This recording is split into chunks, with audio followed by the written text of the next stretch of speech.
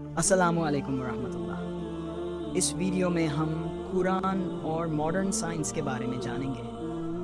Doctor اسرار احمد نے اپنی تفسیر میں بتایا ہے کہ قرآن میں ایسے کئی اشارے ہیں جو آج کی سائنس سے ثابت ہوتے ہیں۔ آئیے تفسیر کی روشنی میں اس حقیقت پر نظر ڈالتے ہیں۔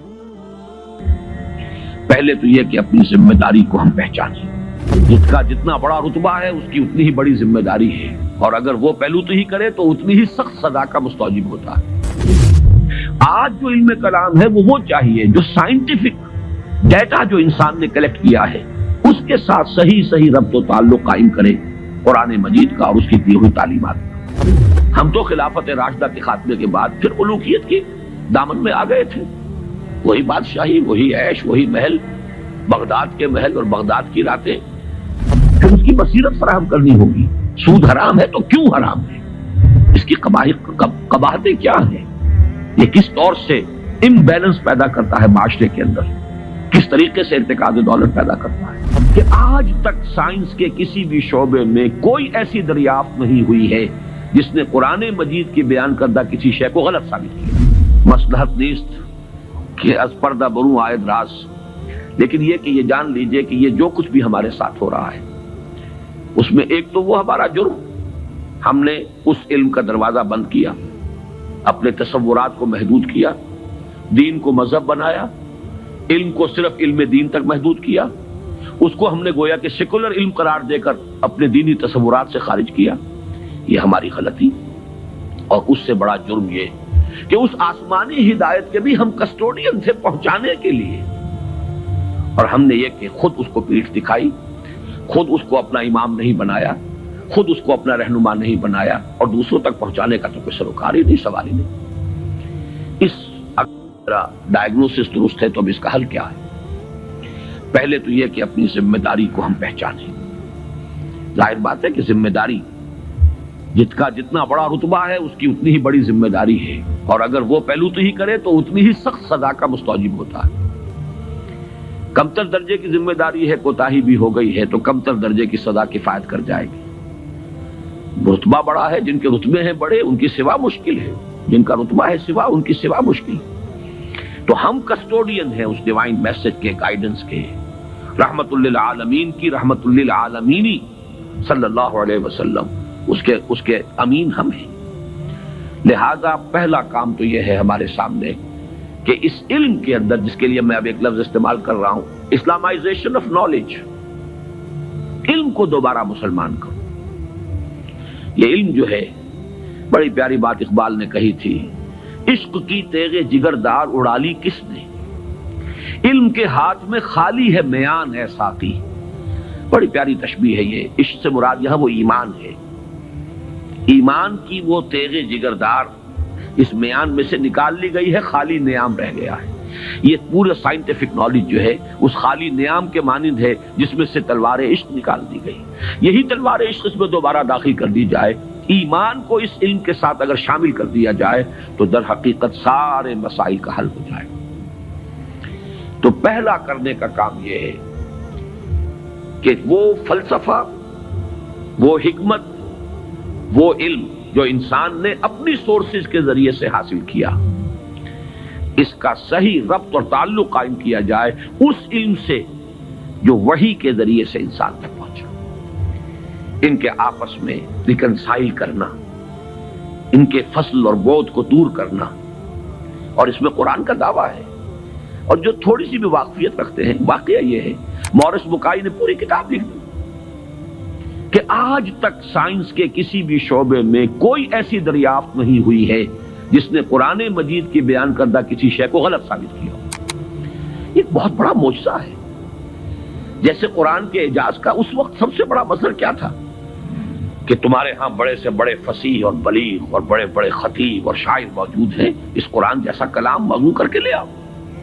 اگر تمہارا خیال ہے کہ یہ اللہ کا کلام نہیں، محمد کا اپنا کمپوزڈ کلام ہے، تو لے آؤ، فاتو بسورۃ من مثلی۔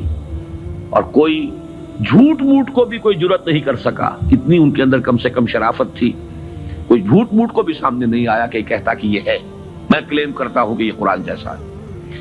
اسی طرح آج کا سب سے بڑا معجزہ یہ ہے کہ قرآن مجید 1400 برس قبل کی کتاب، اور آپ کے شاید علم میں ہوگا ٹورنٹو میں کینیڈا میں جو وہاں کی یونیورسٹی ہے اس میں جو ایمبریولوجی کے جو سب سے بڑے ماہر ہیں، جن کی کہ ٹیکسٹ بک پوری دنیا میں چل رہی ہے ایمبریولوجی کی، علم جنین، حیران رہ گیا ہے وہ شخص کہ 1400 برس قبل، جبکہ ابھی مائکروسکوپ کا کوئی وجود نہیں تھا، اتنی کریکٹ ڈسکرپشن ایمبریولوجی کے سٹیجز، اس قدر صحیح اس کی جو ہے ڈسکرپشن، یہ ڈسکرپشن کہ بچہ جو ہے ماں کے پیٹ میں 3 جھلیوں کے اندر 3 دیواروں فی ظلمات ثلاث پرورش پاتا ہے۔ ابھی تو کوئی ڈسیکشن نہیں ہوئی تھی ہیومن باڈی کے، یہ جو فزیولوجی ہے اور اناٹومی بھی اس کا علم انسان کو نہیں تھا، یہ حقائق کیسے آئے؟ اسی لیے قرآن کہتا ہے، اس کا دعویٰ ہے سنوریہم آیاتنا فی الآفاق وفی انفسہم حتی یتبین لہم انہ الحق، قریب انہیں دکھائیں گے اپنی نشانیاں اور آیات، آفاق میں بھی، ان کے اپنے اندر، اپنے نفس میں بھی، یہاں تک کہ یہ بات بالکل ثابت ہو جائے گی کہ قرآن حق ہے۔ پہلے ہمیں اسے برنگ آؤٹ کرنا ہے، اس کو سامنے لانا ہے، پھر یہ کہ وہ حکمت اور فلسفہ اور ادھر سے ایمان، جس کو کبھی مولانا روم نے کہا تھا چند خانی حکمت یونانیاں حکمت ایمانی آرا ہم بخاں، کب تک یونانیوں کی حکمت پڑھتے رہو گے، اس کا فلسفہ پڑھتے رہو گے؟ کبھی قرآن کا فلسفہ، قرآن نے جو حکمت سکھائی ہے اسے بھی پڑھو۔ یہ ریویلڈ نالج ہے، یہ ریویلڈ وزڈم ہے، یہ ایکوائرڈ نالج ہے، یہ ایکوائرڈ وزڈم ہے۔ ان دونوں کے درمیان ربط قائم ہونا چاہیے، جو علم کلام کا موضوع رہا ہے ہمیشہ۔ آج ضرورت ہے ایک نئے علم کلام کی، اس لیے کہ وہ قدیم علم کلام جو تھا وہ اس فلسفے کے حوالے سے تھا جس کی بنیاد منطق تھی۔ آج جو علم کلام ہے وہ چاہیے جو سائنٹیفک ڈیٹا جو انسان نے کلیکٹ کیا ہے اس کے ساتھ صحیح ربط و تعلق قائم کرے قرآن مجید کا اور اس کی دی ہوئی تعلیمات کا۔ اس سے یہ ہے کہ یہ گیپ جو ہے وہ برج ہوگا اور اس کے اندر ایک توحید کا رنگ پیدا ہوگا بجائے سلبیت کے، یہ علم اور یہ علم اور۔ ایک بڑی سادہ سی مثال میں آپ کو دے رہا ہوں، ایک بڑے نیک نوجوان تھے، یہ کوئی 10-15 سال پرانی بات بتا رہا ہوں، ایم ایس سی باٹنی انہوں نے کیا، ریلیجس ایکٹیوسٹ، بڑے میدان میں مذہب کے لیے بڑے جوش و خروش سے کام کرنے والے۔ میں نے ان سے پوچھا کہ آپ کا کیا خیال ہے ڈاروین کے نظریے کے بارے میں؟ کہنے لگے کفر ہے۔ میں نے تھوڑا سا پاز کیا، میں نے کہا ٹھیک ہے وہ کفر تو ہے، لیکن تم نے کیا ہے، وہ مجھ سے کافی چھوٹے ہیں عمر میں نے کہا تم نے کیا ہے ایم ایس سی باٹنی، مجھے تو اس حوالے سے بتاؤ کہ جو اس بایولوجی کے فیلڈ میں اس کے لیے جو دلائل ہیں، جو اس کے لیے شہادتیں ہیں، جو اس کے لیے ثبوت دیے گئے ہیں، ان کے بارے میں کیا رائے ہے؟ تو بلیو می ان کا جواب یہ تھا وہ تو بہت کنونسنگ ہے۔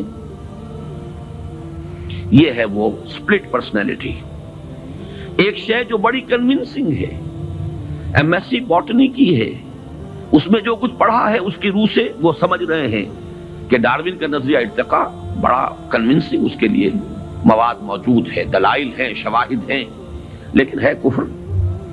یہ سپلٹ پرسنالٹی، دماغ کے ایک گوشے میں ایک چیز ہے، دوسرے گوشے میں دوسری چیز ہے۔ یہ سپلٹ پرسنالٹیز دنیا میں کوئی کام نہیں کر سکتی۔ کمپوزڈ پرسنالٹیز، ایک وحدت جس کو کہا ہے قرآن نے علی وجہ البصیرت قل ھذہ سبیلی ادعو الی اللہ علی بصیرۃ انا ومن اتبعنی، اے نبی کہہ دو یہ میرا راستہ ہے، میں اللہ کی طرف بلا رہا ہوں، تو اندھیرے میں ٹامک ٹوئیاں نہیں مار رہا ہوں، علی وجہ البصیرت، نہ صرف میں بلکہ میرے ساتھی جو میرا اتباع کر رہے ہیں وہ بھی دونوں آنکھوں سے راستہ دیکھ کر چل رہے ہیں اور بلا رہے ہیں اگر اس راستے کی طرف تو علی وجہ البصیرت بلا رہے ہیں۔ پہلا تو یہ پرابلم ہے ہمارا اور یہ بہت بڑا چیلنج ہے۔ دوسرا پرابلم یہ ہے کہ یہ سوشل سائنسز میں اور جو سوشل انسٹیٹیوشنز ڈیولپ کیے ہیں انسان نے، اکنامک انسٹیٹیوشنز ہیں، پولیٹیکل انسٹیٹیوشنز ہیں، تھیوری آف اسٹیٹ ہے، پھر اس ریاست کے آرگنز ہیں، ایگزیکٹو ہے، جوڈیشری ہے، لیجسلیچر ہے، کہنے کو خیر چوتھا جو ہے پریس کو کہا جاتا ہے، لیکن تین ہے بنیادی۔ یہ جو نوع انسانی نے جیسے سائنٹیفک ترقی کی ہے اسی طریقے سے انسٹیٹیوشنز ڈیولپ کیے ہیں، بڑی قربانیاں دی ہیں۔ ہم تو خلافت راشدہ کے خاتمے کے بعد پھر ملوکیت کے دامن میں آ گئے تھے، وہی بادشاہی، وہی عیش، وہی محل، بغداد کے محل اور بغداد کی راتیں، وہ جو الف لیلہ، 1000 نائٹس آف بغداد، وہ جو کچھ ہوتا رہا ہے وہ ہمیں معلوم۔ یہ تو یورپ والوں نے خون دیا ہے، انہوں نے جانیں دی ہیں، انہوں نے اسٹرگل کی ہے، تب بادشاہوں کے کلچز سے اپنے آپ کو چھڑایا ہے، انسٹیٹیوشنز ڈیولپ کیے ہیں۔ لیکن یہ کہ ان انسٹیٹیوشنز کو اب یا تو یہ ہے کہ بالکل ایک مرعوب ذہنیت کے ساتھ، ڈیفیٹسٹ مینٹیلٹی کے ساتھ جوں کا تو ہم ایکسپٹ کر رہے ہیں، یا یہ کہ ٹوٹلی ریجیکٹ کر رہے ہیں، حالانکہ دونوں چیزیں illogical ہیں۔ اس میں تجزیہ کرنا ہوگا کیا صحیح ہے کیا غلط ہے، کیا چیز کمپیٹیبل ہے دین کے ساتھ کیا نہیں ہے، پھر اس کی بصیرت فراہم کرنی ہوگی۔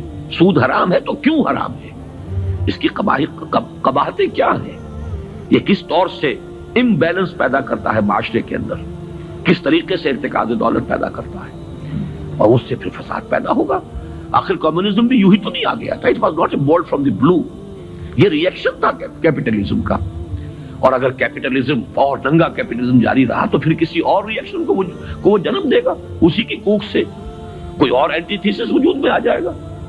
جیسے ابھی آپ نے وہ KGB کے کوئی بڑے ڈبل ایجنٹ کا ابھی انٹرویو آپ نے پڑھا ہوگا، 1-2 دن پرانی بات ہی ہے، اس نے یہ کہا ہے کہ یہ ایک تجربہ تھا، ناکام ہو گیا، لیکن میں اس کے اوپر شرمندہ نہیں ہوں، یہ ایک بہت اچھا کام تھا جو ہو رہا تھا، اور یقیناً بہت خیر اس سے وجود میں آیا ہے۔ بہرحال انسان پھر تجربہ کرے گا۔ اس اعتبار سے دوسری ذمہ داری ہماری یہ ہے، جو قرآن کے حامل ہیں، حامل قرآن، اگرچہ مجھے شعر یاد آیا اقبال کا، جانتا ہوں میں یہ امت حامل قرآن نہیں، ہے وہی سرمایہ داری بندہ مومن کا دین، جانتا ہوں میں کہ مشرق کی اندھیری رات میں بے ید بیضا ہے پیران حرم کی آستین۔ تو حقیقت تو وہ ہے جو اقبال نے کہی ہے، لیکن بہرحال سو کالڈ حامل قرآن تو ہم ہیں نا، قرآن کو ماننے والے، لیکن یہ کہ اس حامل قرآن امت کا دوسرا فرض یہ ہوگا، جہاں ایک طرف ایمان کے حقائق کو سائنٹیفک معلومات کے ساتھ ان کی ایک ربط اور تعلق کو اسٹیبلش کرنا، وہاں دوسری طرف سوشل سائنسز اور سوشل انسٹیٹیوشنز کا تجزیہ کہ ان میں صحیح کیا ہے جس کو اختیار کرنا ضروری ہے، ان میں غلط کیا ہے جس کو اس میں سے مائنس کرنا ضروری ہے۔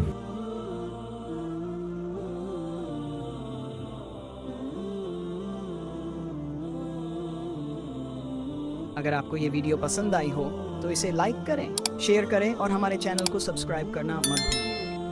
اگلی ویڈیو میں انشاءاللہ ہم ایک اور اہم اسلامی موضوع لے کر آئیں گے۔